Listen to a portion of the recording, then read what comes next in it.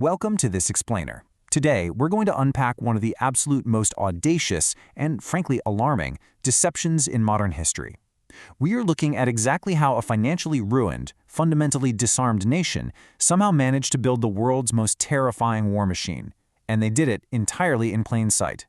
It's a crazy story full of economic trickery, massive tactical revolutions, and the fatal psychology of just ignoring giant red flags.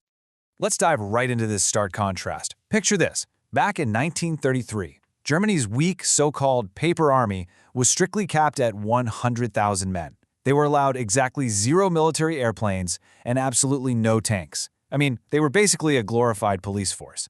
But fast forward just 6 years to 1939, and that exact same military had exploded into an unstoppable juggernaut. 3.7 million men, over 4,000 combat aircraft, and nearly 3,000 tanks. So, the million-dollar question, well, actually more like the 90 billion Reichsmark question, but we'll get to that, is how? How did a nation with a totally shattered economy, strictly monitored by international treaties, pull off this massive, high-stakes fraud right under the noses of Britain and France? And why on earth did nobody step in to stop them before it was too late? Section 1. The Locked Vault, Versailles in 1933. Now, while the Treaty of Versailles officially stripped away Germany's physical weapons, completely banning conscription, heavy artillery, submarines, tanks, the whole shebang, it couldn't really strip away human ambition or institutional knowledge. The old Prussian officer class actually spent the entire 1920s quietly planning for the day these restrictions would just vanish. They even ran covert training programs with the Soviet Union to test tanks far, far away from Allied inspectors. So the army on paper was tiny, but the army in the minds of German planners was massive and merely waiting for a spark. And in 1933, Adolf Hitler became that exact catalyst, making rearmament his absolute #1 priority. Section 2. The Methodeception, Economic Trickery. All right, so rebuilding a military of this colossal scale requires money. A lot of money, which Germany simply didn't have. Enter Hitler's Minister of Economics, Hjalmar Schacht, who devised a brilliant and, frankly, entirely deceitful solution: MIFO bills. These were basically secret promissory notes issued by a fake, dummy shell company. The government used these fake bills to pay their arms manufacturers, promising to redeem them later on. And because they weren't official government bonds, this completely kept the massive military spending hidden right off the official state budgets. Any foreign observers looking at Germany's books, they saw nothing out of the ordinary. To put this into perspective, the sheer scale of the lie is just staggering. Through these MIFO bills and some other hidden channels, Germany secretly borrowed 90 billion Reichsmarks between 1933 and 1938. It was a massive financial house of cards, entirely borrowed against the future income of territories that Hitler fully intended to take by conquest. But hey, it worked long enough to fund the machine. Section 3. Forging the Blitzkrieg Doctrine. With all this secret money flowing in, German military planners didn't just want more weapons. They realized they needed a completely new way to fight. So they developed a concept called Bewegungskrieg, which translates to the War of Movement. Championed by General Heinz Guderian, this doctrine totally threw out the slow, grinding trench warfare of the First World War. It focused entirely on speed, shock, and rapid maneuvering. Let's break down the actual mechanics of this doctrine, what the world would later nervously call Blitzkrieg. It basically relied on these 3 rapid steps moving in perfect, devastating unison.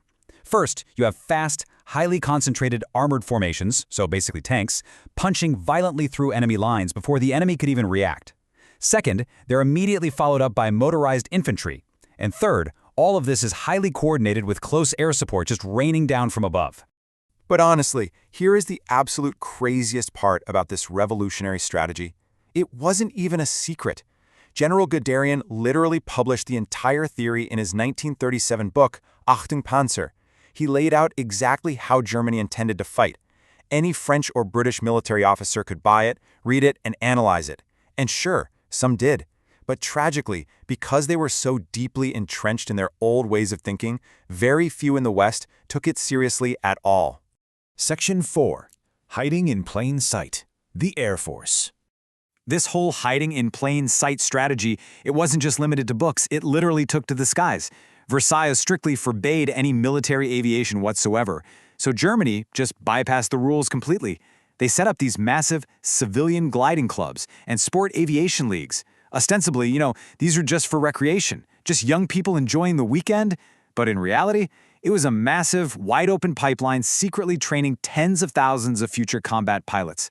By the time Hitler formally announced the creation of the Luftwaffe in 1935, he already had this vast pool of trained airmen ready to hop into brand new Messerschmitts and Stuka dive bombers. And they definitely didn't just stick to training in theory. When the Spanish Civil War broke out in 1936, Hitler basically found his perfect real-world laboratory. Germany sent the Condor Legion, officially labeled as volunteers, of course, to fight alongside nationalist forces. In reality, this was a rotating deployment of military professionals ruthlessly testing their new aircraft, refining their tank communication, and experimenting with the genuinely terrifying concept of civilian bombardment, most notoriously at the town of Guernica. The Spanish Civil War was literally the dress rehearsal for the Wehrmacht. Section 5. Breaking the Treaty.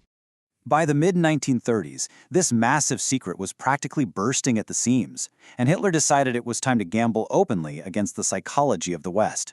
Let's walk through how this escalated. First, in March 1935, he blatantly violates Versailles by announcing military conscription. Britain and France protest, but they don't actually do anything. Then, incredibly, in June 1935, Britain signs a naval agreement effectively legalizing German submarine production. They literally validated the rearmament themselves. This stunning pattern of inaction culminated in March 1936, when Hitler ordered troops to march right into the permanently demilitarized Rhineland. It was a massive, massive gamble. The French army could have easily crushed them right there. But France hesitated, Britain counseled restraint, and Hitler learned a vital lesson. The West would complain, for sure, but they would not risk war to stop him.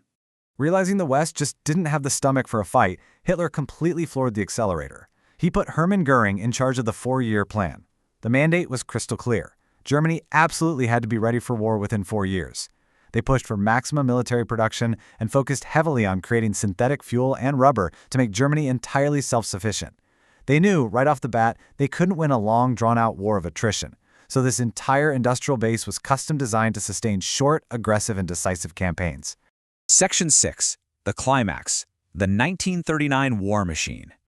So all of this, the economic shell games, the open training, the endless diplomatic bluffing, it all led to a terrifying reality.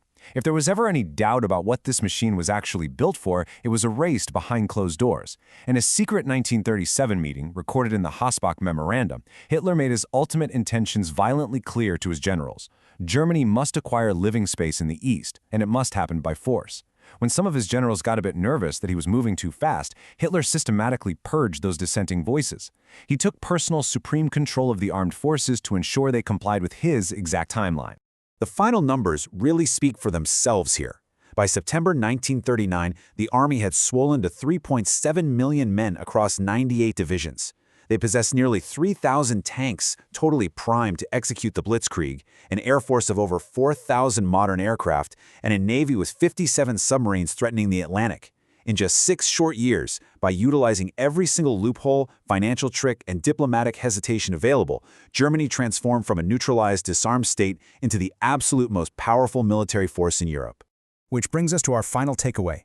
As we've seen throughout this explainer, this grand deception wasn't actually some deeply buried secret. The books were published. The glider clubs were completely visible. British and French intelligence knew exactly what was happening. And diplomatic protests were filed time and time again. But the Western powers chose to believe that the ambitions were limited and that taking action was just too dangerous. So we're left with a pretty chilling question to consider. When clear warning signs are willfully ignored just because confronting them seems too risky in the moment, what is the ultimate cost? Thank you so much for joining us for this explainer, and keep exploring.